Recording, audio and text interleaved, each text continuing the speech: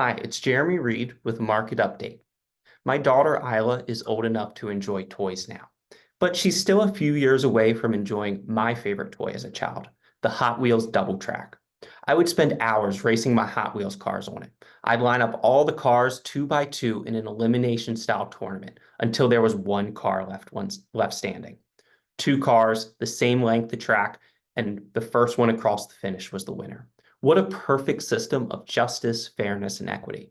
But not quite, because there's a serious problem. The system wasn't fair at all. See, 7-year-old Jeremy had a favorite Hot Wheels car. My dad had bought me a special edition Dale Earnhardt Jr. car. You know, it's limited edition, and dad tells you to never take it out of the box, but you can't resist, and then you kind of clumsily put it back when you're done playing with it upside down, and you and dad both pretend like he doesn't notice. That kind of special edition. The problem with Jeremy's favorite car was that it was heavier, so it didn't go fast, and it was wider, so it often got stuck on the track. On the other hand, my dad also bought me this cheap Jeff Gordon Hot Wheels car from Walmart for $1.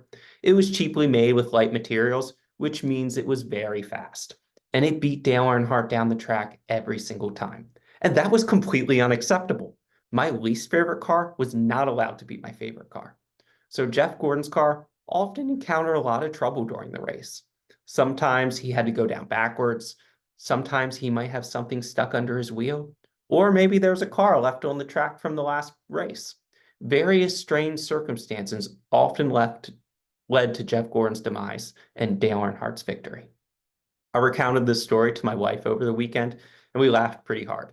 But if I'm honest with myself, I do this in other areas of my life today. Maybe you're far more self-actualized than me, and if you are, I'm sure you can at least think of someone else who does this. Let me give you an example. The Democratic National Convention took place last week. They named their candidate, and the election season is officially back in swing. Whether you're conservative, moderate, liberal, or Green Party, you probably have a favorite and least favorite candidate by now. If you're like me, my favorite candidate could walk in the front door of my house and punt my beloved pet across the front yard. And I'd say, well, yeah, that cat's been asking for it. And then on the other hand, my least favorite candidate could solve world hunger tomorrow, and I'd still find a reason to slow them down on the Hot Wheels track. I want to accept all the information that supports my candidate and disregard the information that makes the other candidate look favorable. I think you know what I mean. And if you don't, maybe spend a few minutes watching the news or scrolling through social media later, and I think you'll get the point. I heard a news report last week that said, I don't care what the numbers say. Our economy's in a recession. And the first half of that is true. They certainly don't care what the numbers say. But if I don't look at the scoreboard of a baseball game, I don't know who won. And if I don't look at the GDP and labor market numbers, I don't know how the economy's doing. I only know what I want to hear. But unlike us, the market doesn't have a bias. I'm going to share my screen here for a minute. It doesn't ignore or highlight facts that favor a political party. It doesn't analyze markets through the political lens of Democrat, Republican, moderate, green, or libertarian. So while you review your portfolio and financial plan this fall, don't let fairy tale political promises or doom and gloom fables throw you off course. On the graph, you'll see the average annualized S&P 500 return for various political makeups of the White House and Congress since 1950. During this period, we've survived wars, recessions, pandemics, and hyperinflation, and the economy is still humming.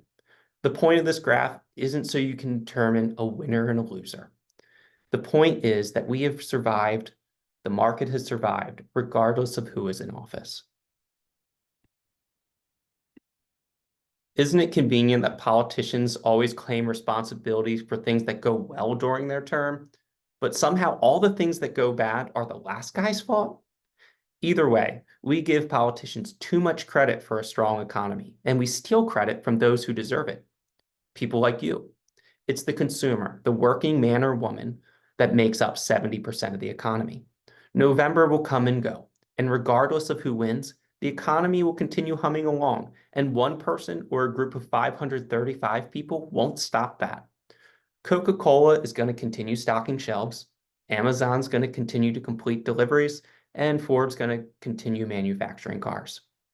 Now, I want to be sensitive and acknowledge that politicians can impact very real political and social issues relevant to us. But your life was made for more than allegiance to a political party, and your financial plan was too. All right, now some numbers and two headlines from last week before I let you go. As of Monday morning, the S&P 500 is up 18.8% year to date, within 1% of its all-time high. The labor market last week adjusted downward its employment numbers by 818,000. On the bright side, markets didn't really flinch by this downward adjustment. A large revision was already priced in and expected by investors, likely due to a jump in the unemployment rate earlier in the month. Lastly, the Federal Reserve met last week, and Jerome Powell stated, "The time has come for policy to adjust," which means we are finally going to get the much anticipated interest rate cuts in September. So the question is no longer when will they happen, but how much will interest rates be cut?